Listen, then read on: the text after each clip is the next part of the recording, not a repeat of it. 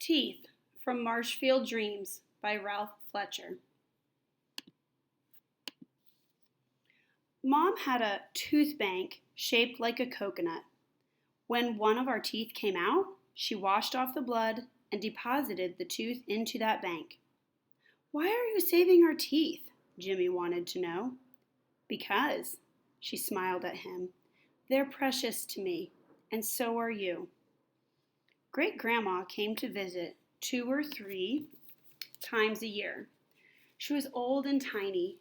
Great-grandma always wore a gray sweatshirt way too big for her and smelled like the ginger snap cookies she baked. She put whole chunks of ginger into the cookies, so when I bit into them, they made my eyes water.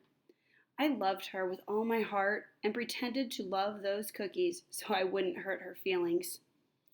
Great-grandma had a slow walk, and I liked to secretly follow her as she moved through the house or out in the yard. Her hearing wasn't very good, so she never knew I was spying on her. Early one morning, I heard her outside my bedroom, going downstairs. I waited until she reached the bottom stair before I got out of bed and followed her. She padded into the kitchen, dressed in slippers and the gray sweatshirt. What was she doing? Getting a snack? Making coffee? Moving closer, carefully to stay out of sight, I saw her go into the pantry. I was amazed when she came out holding the toothpick. She unscrewed the rubber plug on the bottom, emptied some teeth into her hand, and went out the back door. I knew if I followed too closely, she'd catch me spying. So I eased out the front door and ran around the house. The grass was a cold, wet shock to my bare feet. Stealing from tree to tree, I saw Great-grandma go into the garage. A minute later, she came out carrying a trowel.